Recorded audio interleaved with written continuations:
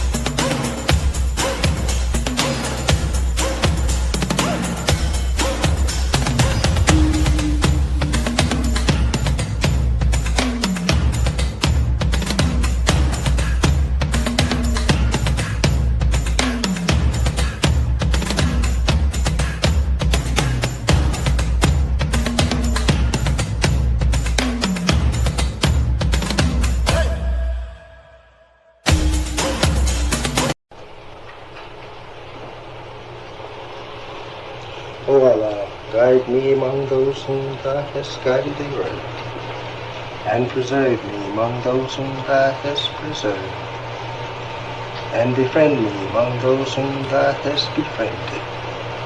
Bless me in whatsoever Thou dost grant me, and deliver me from the evil of what Thou hast judged. Surely Thou judgest, and none can judge against Thee, and he whom Thou befriendest is not disgraced. Blessed art Thou, O Lord, and exalted be Thee above what they set up besides Thee. I bear witness, nothing deserves to be served besides Thee, and I bear witness that Muhammad is Thy servant and apostle. Amen.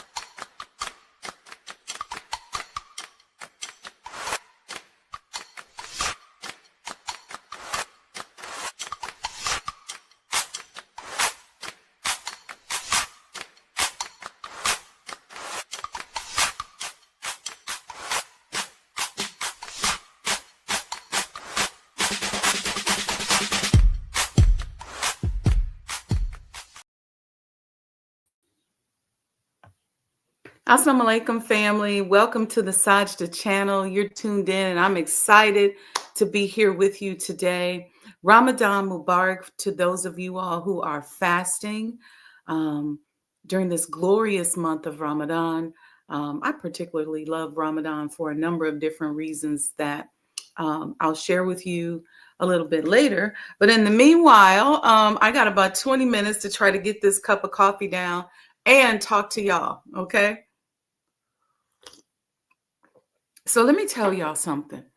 Yesterday, I was at this glorious event put on by Professor Lemuel Muhammad. Shout out to Brother Lemuel and Sister Sheila and the staff. And his company is called Martial Arts World.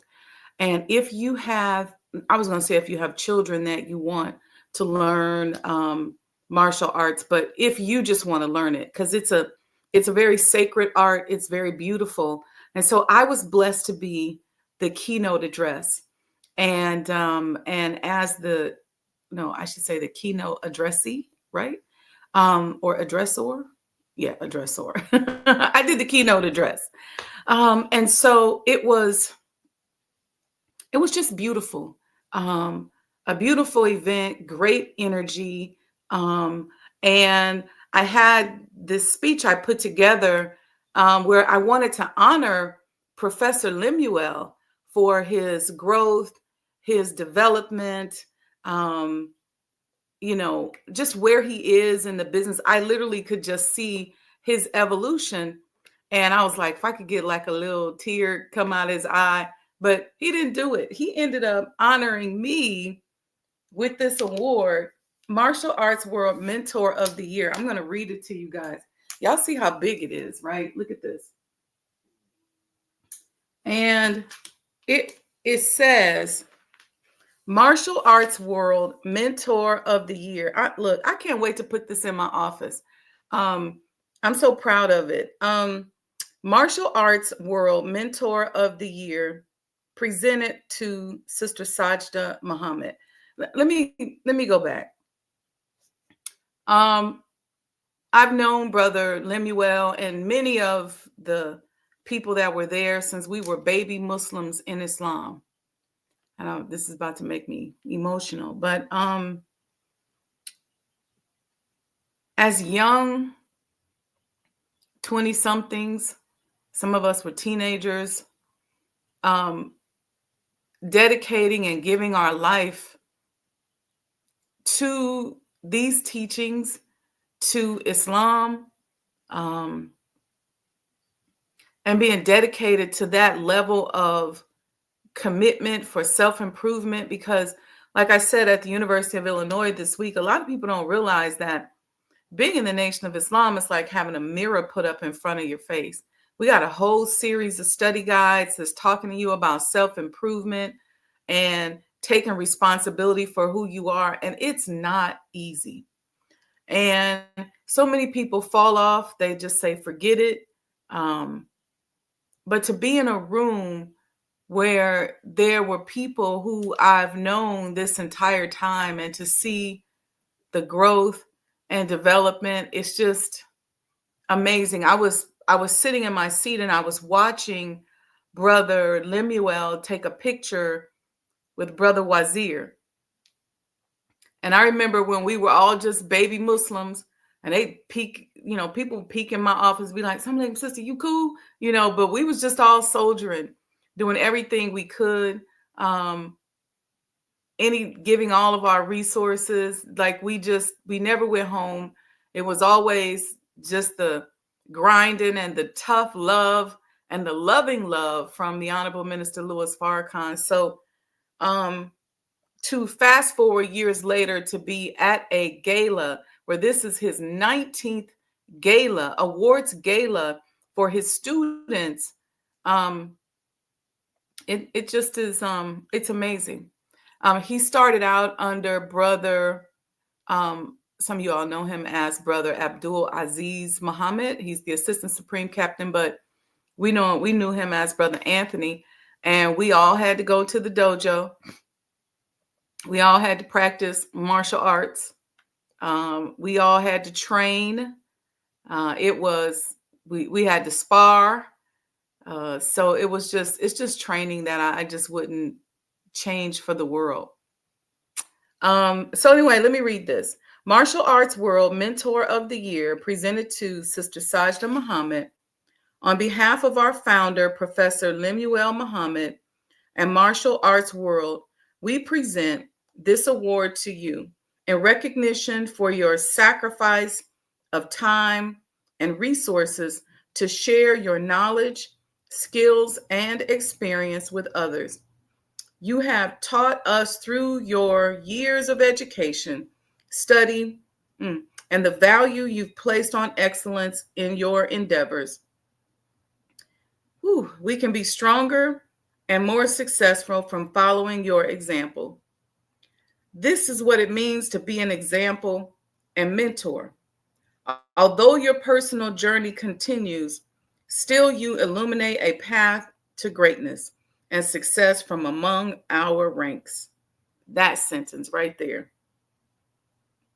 Your demonstration of endurance and discipline to accomplish your goals imbues us to strive harder for our own. And as I sat there next to brother before the event started, he said to me, he said, "You're not the same person you were back then." And I was like, "What you mean? I feel like I'm still the same person." And he said, "Mm-mm." He said, it's an evolution. It's different." And I said, "Brother, I can think of the same way." I mean, it was just beautiful. Sister Aletha was there. She's another one. We started out as baby Muslims. And sometimes I look over and I think Aletha was on a news show one day talking about financial planning. And I was like, look at us. Look at us. And because we all are like, we're like one big family. And I think what's interesting is that, except for those of us that were close, we didn't really have an opportunity to really get to know each other. So it was just so fun to honor martial arts world, honor Professor Lemuel, and the students. Oh my God, the babies were just so cute. It was a beautiful, beautiful, beautiful event. And I just encourage us to have more of those events. If you want to Google Professor Lemuel Muhammad, go to Martial Arts World. I think it might be martialartsworld.com, but he also has a nonprofit that you can donate to, because y'all to remind me, I got 12 minutes to get this coffee down. When he was a child, he was a Bruce Lee fan, and he always wanted to, thank you, Mom. He always wanted to be in martial arts, but his mom didn't have the means to sign him up for the classes. And so she made an agreement with one of the studios where he would clean the studio in exchange for classes. So it was beautiful. Well, assalamu alaikum, Sister Dawn, Brother Damien. I see you. I saw Brother Lamont. Good morning, Mom. Assalamu alaikum. So that was the night. It was good. And speaking of frequency, it's interesting because when you experience that type of love and respect, you sleep better. You live better. You move better. And so when I just encourage us, as the minister encouraged us to do, is to just love on one another. The place looks beautiful. Sister Wazira, let me tell you something. She put her foot in those arrangements. One of my sisters in the coalition and a good friend of mine, Sister Chandra, and I were talking yesterday about being flower snobs. And I said, I think I'm a little bit of a flower snob, or more so maybe a lot. But Wazira, let me tell you, she satisfied the flower snob in me last night with her arrangements that she put together. It was just absolutely beautiful. I don't know what happened to my book, because I planned on reading from the book for you this morning so you could hear a little bit about the program, but I don't have it. Somebody may have grabbed it when I sat my things down thinking that it was theirs. But anyway, the book was so beautiful. I don't blame them for going, I need me another one of those. So I have to ask Brother Lemuel to give me a couple so I can put it with my award in the office. Okay, so this is what I also want to talk to us about today. I want to talk to us about the freedom fighters. How many of you all know the freedom fighters? The freedom riders is what they were called. I learned about them when they were on the Oprah Winfrey Show, because my former business partner and friend, Dr. Dormu, his uncle was one of the freedom riders, along with Marion Barry and a couple of other really big people in our civil rights movement. And I want to read who they are. And I want to tell you about their museum. And there's a reason why I'm telling you about this. The Freedom Rides Museum has reopened. It was apparently temporarily closed. And is operating at reduced capacity, blah, blah, blah. Okay. In 1961, groups of volunteers made history by challenging the practice of segregated travel through the South. They called themselves Freedom Riders as they crossed racial barriers in depots and onboard buses. The 1961 Freedom Riders did not begin or end their journey in Montgomery, Alabama, but their arrival changed the city and our nation. Freedom Riders, black and white, male and female, none of them older than 22, stepped off a bus at the Montgomery Greyhound Station on May 20th, 1961. They were prepared to meet mob violence with nonviolence and courage. They prepared farewell letters and wills.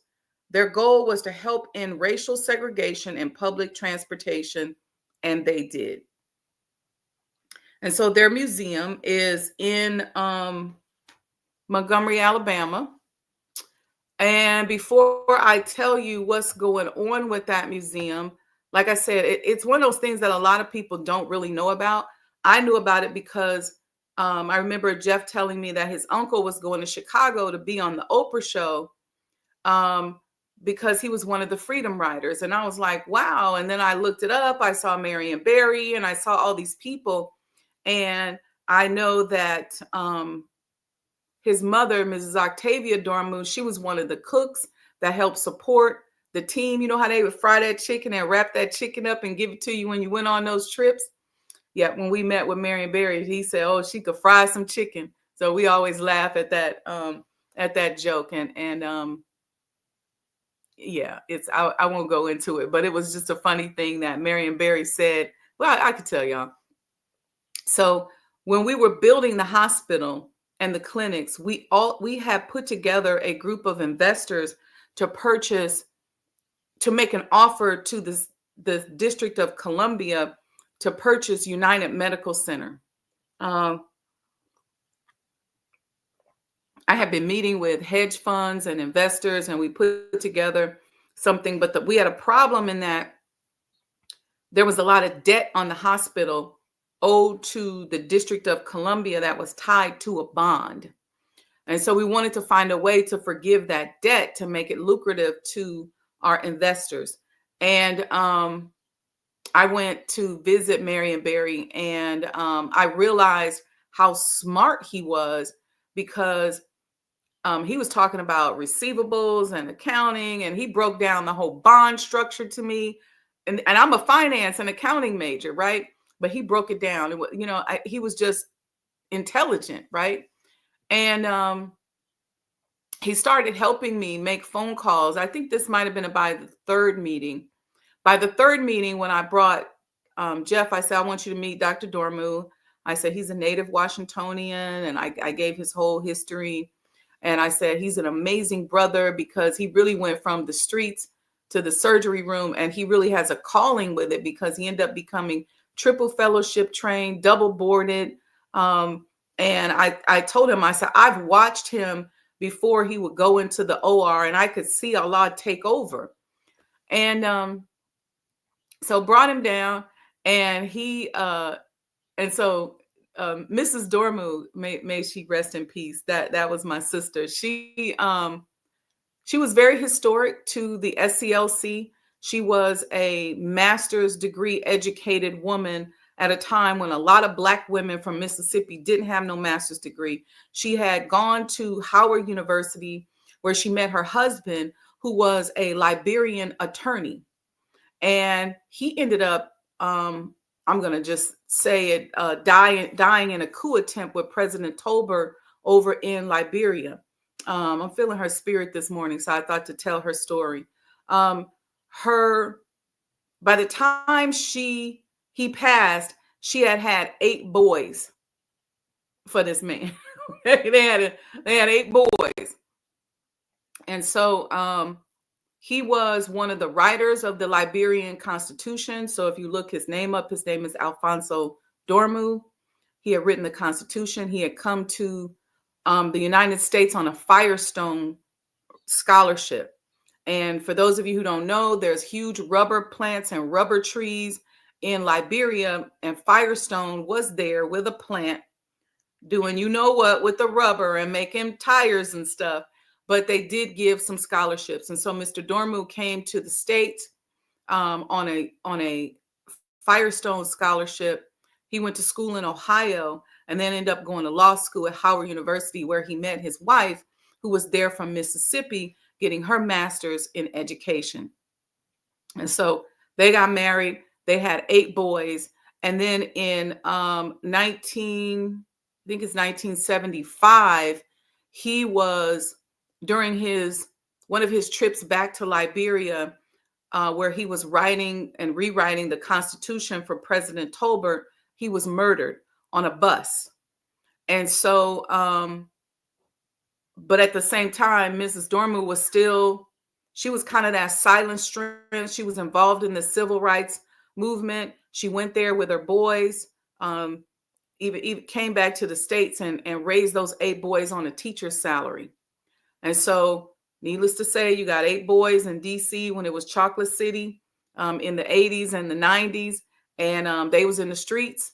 And one of her sons matriculated through the streets and and got himself into an Ivy League school after he went to UDC, got himself into an Ivy League school in Columbia University, and went to school for 15 years. And then later became my business partner, and we built the hospital together. So when we went to go see Marion Barry, we were talking to Marion Barry, and he said, "Do you know my mother?" And he said, her name's Octavia Dormu. And he was like, And I don't know, Marion Barry was just going through that brilliant brain of his. Like, he's looking at Jeff in the face, and Jeff gave him a few more details. And then he called her by a nickname. He said, "Oh, Eddie." And we laughed so hard because she was such those women in that era, they were so prim and proper. You couldn't imagine nobody knowing her on a casual level. And so he said, "Oh, that Eddie could fry some chicken." And when we put the whole story together, her brother was one of the freedom riders that I just read about. And Marion Barry was also one of the freedom riders. And the sisters used to fry that chicken and wrap it up in that foil and give it to the brothers. So my point behind this, I'm going to show you a quick video to remind you of something. Then I'm going to come back and tell you what's happening with the Freedom Riders Museum. I'll be right back.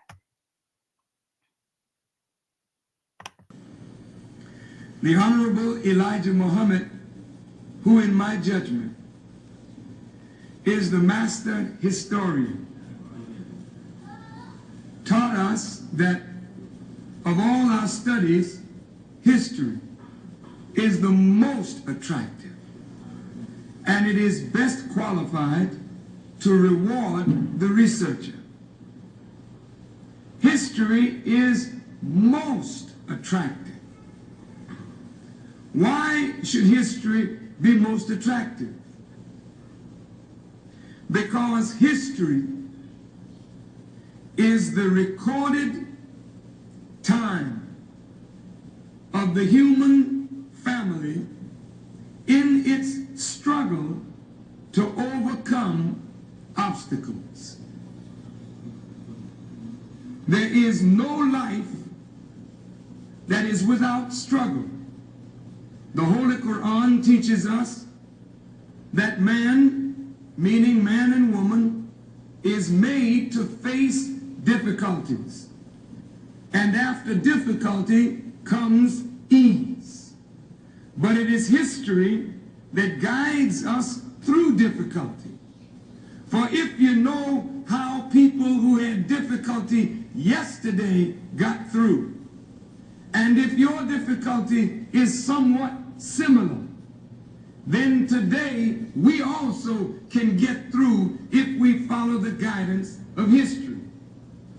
This is why Carter G. Woodson and many of our black giants fought for black people to know our history. Because in not knowing our history, we don't have a guide. And without a guide, we are lost. No wonder the Bible... All right, so y'all get the baseline for that, right? We're talking about the frequency of revelation today.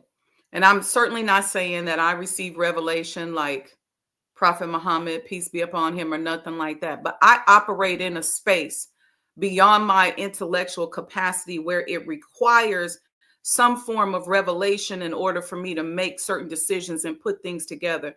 When I put together business models, especially for big sacred legacy projects like a hospital or a museum like the Elijah Muhammad House Museum, I operate in that space of revelation. And I ask Allah, how best should I put this model together? What should I do? How should I do it? And it's not always the answer that I want. And let me tell you something.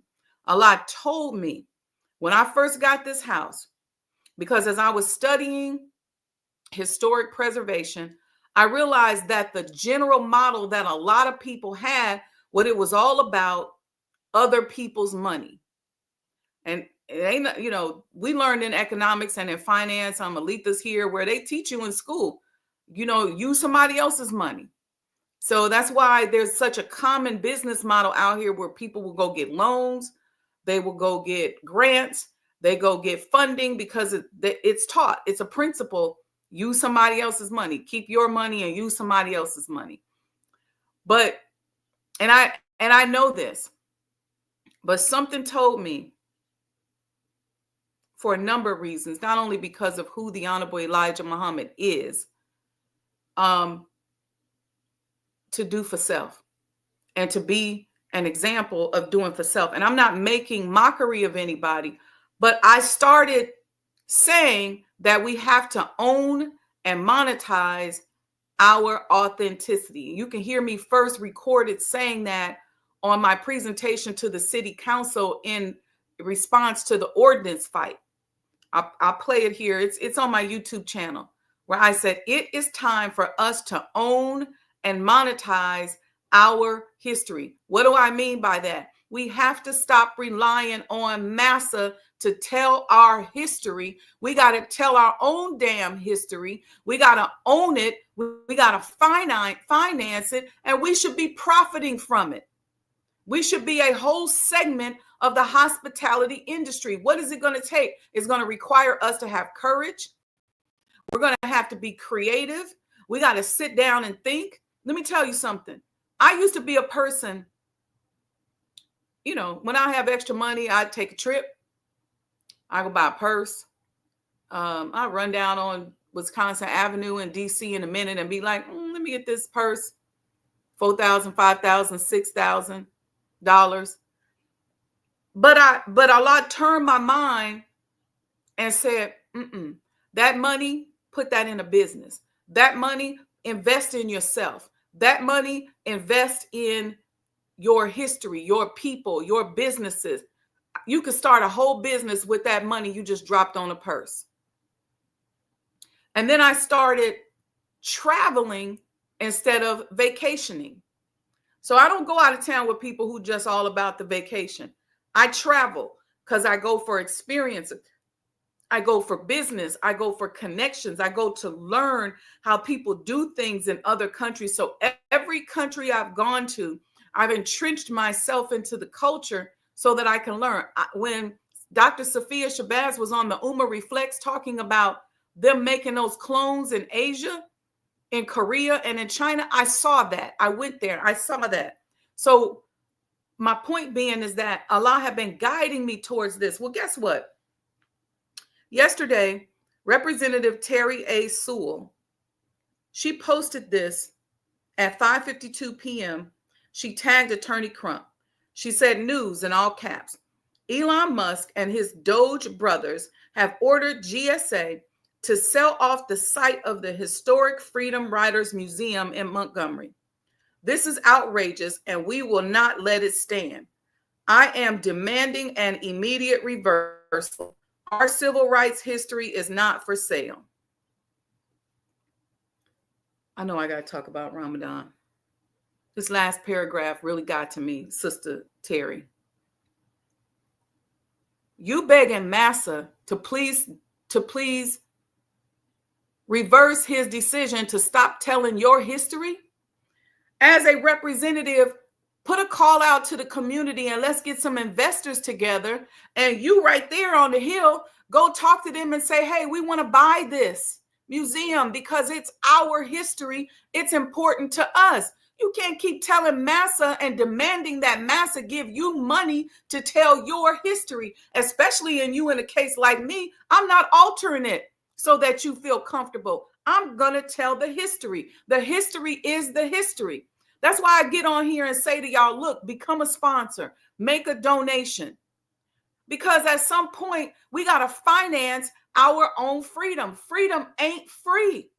And these freedom riders gave their lives, but we sitting up in offices somewhere going, let me see if I can just get massa to promote our history. And I'm sorry if this sounds like I'm making mockery, but damn, we got to wake up, y'all. This is outrageous, and we will not let it stand. Okay, let's not let it stand. The next email from you and Attorney Crump and whoever else needs to be, put the call out there.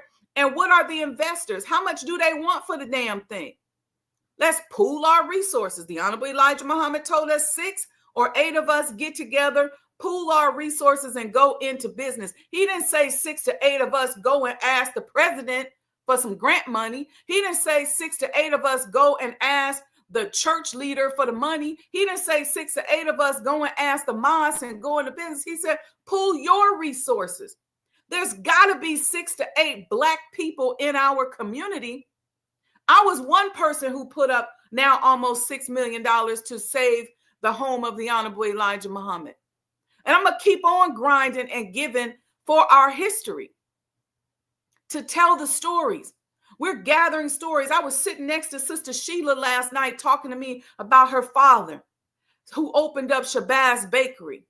I said, we want to tell this brother's story. We want to call this brother's name. I was talking to Sister Aisha. She was telling me about Sister Beulah, who made the Messengers Fairs and ran the factory. We're going to call their names and tell their story. It's up to us to tell the story. Just like I just raised the story of Mrs. Dormu and her work with the freedom fighters and her work with her husband, who helped write the Liberian Constitution, who was murdered trying to rewrite some history and tell some history. So come on, y'all. We got to wake up. I am demanding an immediate reversal. Reversal of what? The messenger already told us they was going to let us go, y'all. And so during this month of Ramadan, I'm imploring upon you all to take yourself into that space of revelation, because that safety net that you think you got, you ain't got it. Our only safety net is with Allah. And that may sound spooky to some of you all, but let me tell you something. When you rely on Allah, He brings you information. He downloads to you. He lets you know where to go, who to talk to, who's cool and who ain't. And if you miss it, He'll remove them from your life. And you'll be like, what happened to so-and-so? Oh, they gone. They got sick. They not here no more. You can't keep up with all of it, but Allah can keep up on it. And when you rely on Him, you ain't got to be scared, because He got you. That's why we have military training like we went last night to martial arts world, so that we can be on our post. We have our general orders. They're all in effect. Come on, y'all. We got to wake up. So during this month of Ramadan, it's so important that we learn to pray, but access that frequency of revelation. How do we do that during the month of Ramadan? Because during the month of Ramadan is when the Holy Quran was revealed to Prophet Muhammad, peace be upon him. What was he doing? Meditating in a mountain. And he received the revelation. When was Jesus doing? Walking and meditating, receiving revelation. When you receive revelation and you move out on revelation, you build legacies. You build educational institutions. You build edifices. You build programs. You build stuff that can't nobody take from you, because it belongs to God. See, we all know that Allah desires to make Himself known. Okay? He desires to make Himself known. How will He do that? Through those that know Him. He wants to be made known. So when you submit yourself, get out of your safety zone, talking about let's reverse it. Massa, please continue to sell our history. No, let's get together It's got to be some NBA player. It's got to be some rapper, some entertainer. It's got to be some business person, like I was a business person. Let's see how much it is. Maybe we'll buy it as Muslims. But the point is, let's get it. Just buy it. Go, you on the Hill, go up there, talk to them on the Hill and say, hey, I see this, that the GSA is planning on selling this.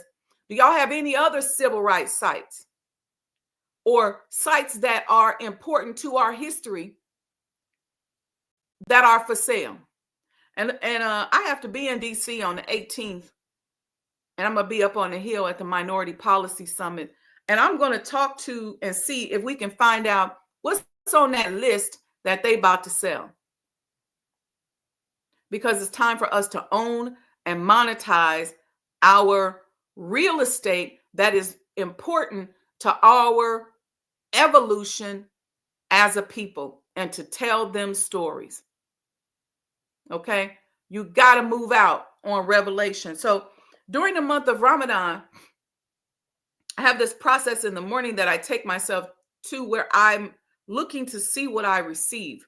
And so I write in these notebooks. You see all this writing on here, what I'm receiving. And I keep saying that I got tons of notes and from Ramadan for years that I'm going to make a book of those revelations. And a lot of times I dial back from that because I know people get intimidated and people say, oh, she thinks she all that. But I'm done with that because folks out here dead, out here trying to control people, out here trying to hurt people. Folks in leadership ain't doing what they supposed to do, being mean and nasty to people. I'm done with holding back. I'm done with acting like this is something that only a few people can learn from. Allah is giving each and every one of us revelation every day. There are some of us right now sitting on $1 million, $1 billion deals and concepts that can change the world.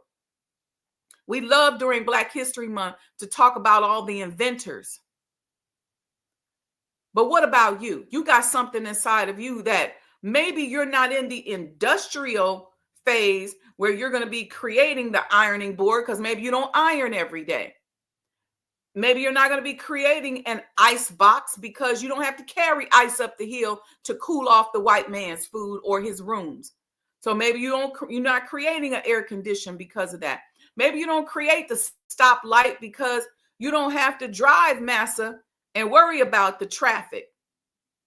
But you in your place, wherever you are, see, revelation rises up to meet you. You and I showed up on the planet for a reason. So when we read the Holy Quran, when we go into spiritual spaces, it's rising up to serve us. It's rising up to meet us. That's why you get ideas. That's why you get thoughts. That's why you're planning secretly, but you never do it because you're scared, because you're worried about what the white man is going to take from you. He can't take from you what Allah has already ordained for you.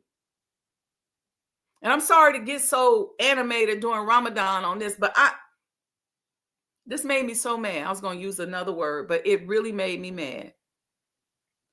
Not that they were selling it, because I believe in the Honorable Elijah Muhammad when he told us they was going to let us go.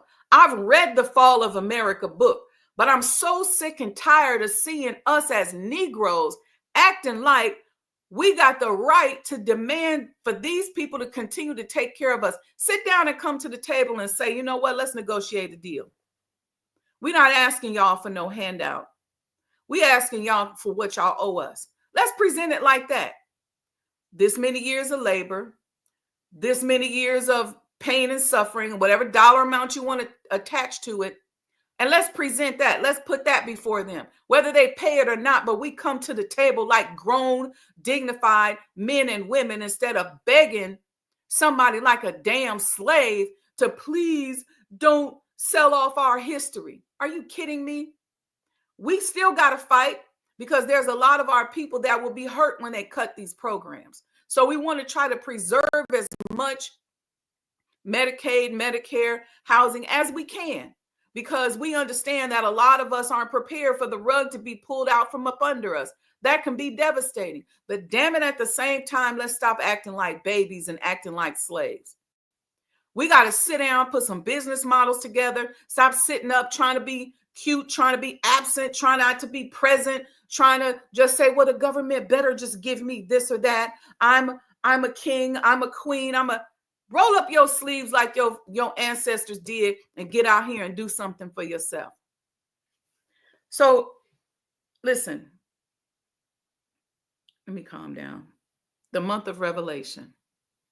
Rumi said, y'all know the poet Rumi? If you don't, you should look him up. He said, fasting blinds the body in order to open the eyes of your soul. He said, there is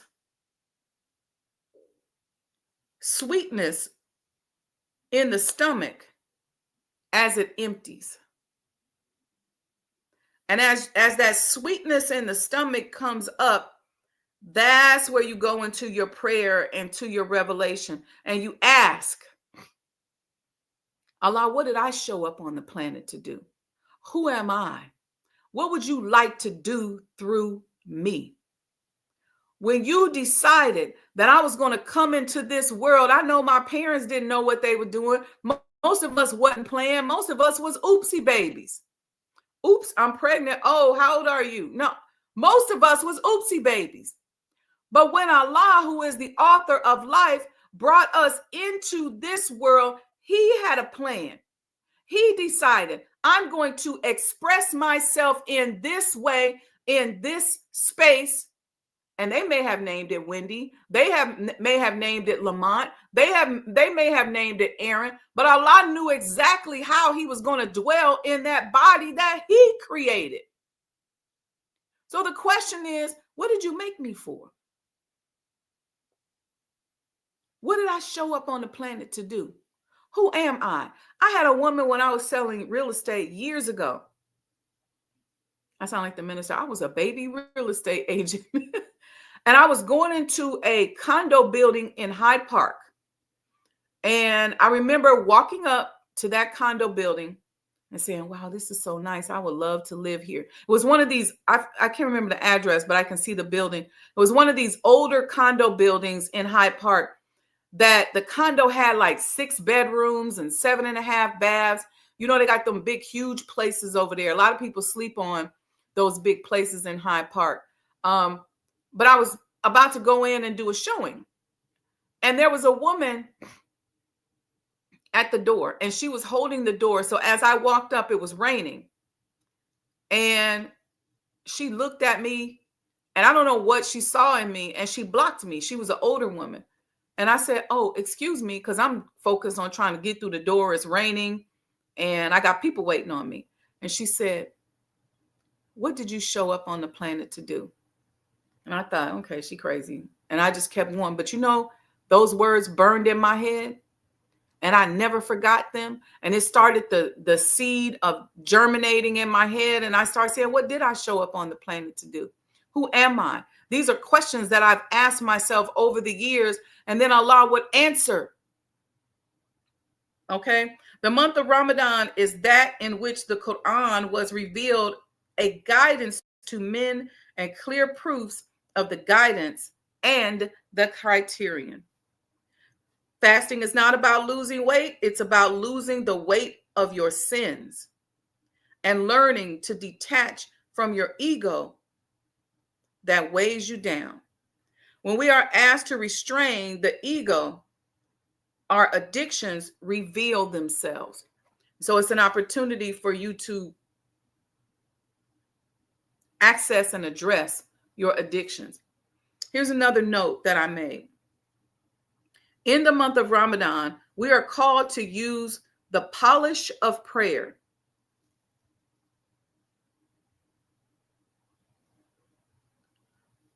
Fasting. I'm trying to read my handwriting here, right?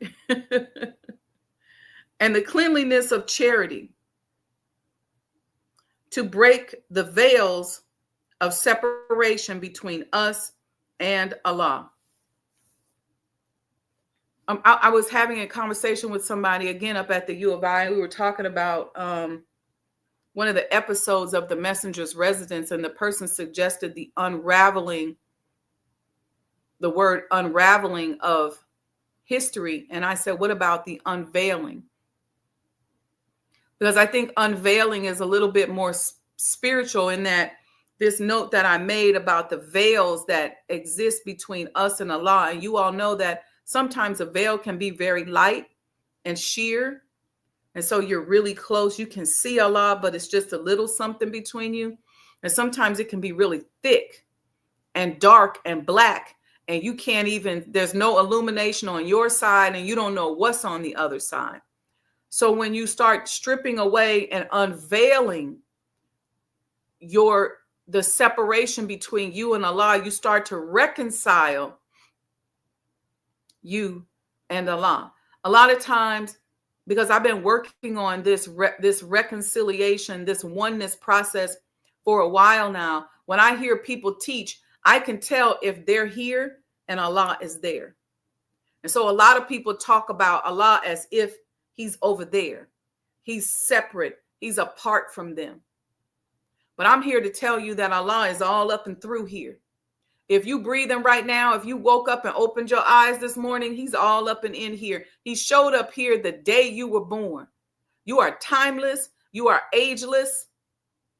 And if you take care of your body, he will continue to dwell there until the body just can't take his energy no more. Let's go, y'all. Let's go. We got to start embodying Allah more, because we're moving into a territory in this world as America falls, where things are happening, where the powers that be, they are trying to cushion the fall. And in cushioning the fall, they're not going to keep riding us on the boat. They're going to throw us overboard. And so when we go into this space, this is unknown territory for a lot of us, because we don't study history. But if you take a moment to study history, and I'm going to share some stuff and put us in the mindset of reconstruction, so we understand that history, where we knew how to build, not just build and build little shacks. Because see, that's what y'all worried about. Y'all worried about the comforts that you're used to having to go away. And you may have some. Like I said, when I made the sacrifice to stop, buying $5,000 and $6,000 purses and put my money into business and renovations and restorations, I still look good. I'm still fly. But there are some sacrifices that have had to be made, some challenges. Point being is this: have faith, have courage, and go into that space of revelation. And I'm going to say this last thing. I want to know if you all have any questions. Ramadan is strength training for the soul. Strength training for the soul. Somebody put that in the chat. Ramadan is strength training for the soul. This month is an opportunity Allah gives us to strengthen our faith and change our negative habits so that we can live from a place of higher consciousness, not for a single month, but for an entire life. And I'm going to end with this. When I first got my ex in 1990, and I quote this all the time, and I was moving to Chicago, and Brother Yusuf Muhammad, may Allah be pleased with him, he said to me, in his little country twang, he said, "Nah, sister." He always would bounce his shoulders. He said, "You going to Chicago, huh?" I could see him bouncing his shoulders. He said, all these people were coming to me last night as I was sitting there. The MGT and GCC, led by Sister Lisa R. Muhammad, were helping with hostessing last night.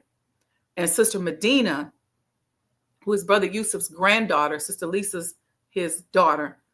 I was watching Medina walking back and forth, taking people. Medina's always good at working that front desk. I love grabbing her for Sajdah House because she locks it down. And I was watching her walk like her grandmother. And I was thinking about how proud Brother Yusuf, may Allah be pleased with him, and Sister Virginia have to be to have a granddaughter who's a soldier, but who's herself. And Medina got a mind of her own. You can see her little brain working when you walk up to her. She's not a follower. She ain't no baby. She ain't no child. She got legacy in her DNA. And I was watching her, I could see the energy of the generations before her who had dedicated to what she's a part of right now. And Brother Yusuf said to me, he said, look for Allah everywhere. And I thought of that as I was doing my studies during Ramadan. And he said, look for Allah everywhere. And I came across this quote in one of the hadith from Prophet Muhammad, peace be upon him. He said, my eyes sleep, but my heart remains awake. Look for Allah everywhere. Now, then I said this, you know what? When we witness Allah in everything, every action becomes a prayer. Every action becomes a prayer. And if you know me, this is how I live my life. When Sister Aletha and I were waiting in the parking lot because Brother Lemuel didn't want us to come in too early, and I saw her pull up just as I was backing into my spot. And when she pulled up and she came over, because I know Aletha always got mints and stuff, and I was like, let me make sure I ain't got fasting breath. Hey, y'all, be mindful of y'all breath this month, okay? Because I didn't have no mints. I had changed to a cute purse. And so I knew, I said, okay, good. There go Aletha. I know she got mints or gum or something I can, just refresh my mouth with. When she got in the car, I said a prayer for her as she was walking to the car, because that's how I live. And I said, I want my sister to be free and liberated and strong. I want her to be successful. I want her to be guided by what she showed up on the planet to do, because she's got a great legacy as well. And y'all know I hook into parents and grandparents that have passed on. And I had this affinity for Aletha's father, Brother Frank, only because I just thought he was such a good soul. Because Aletha and I, if you know us, we laugh all the time. We be laughing at stuff. I'm like this with all my friends. Me and Jeff, he would come out of surgery and say, girl, what they do today? They attacking us today? What's going on? And we would just laugh.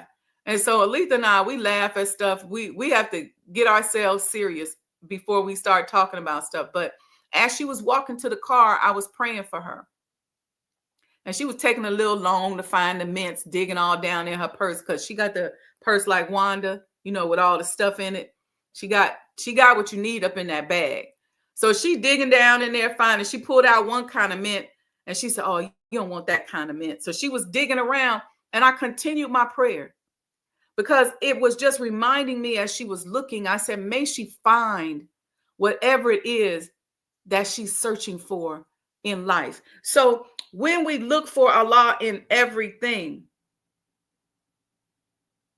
every action becomes a prayer.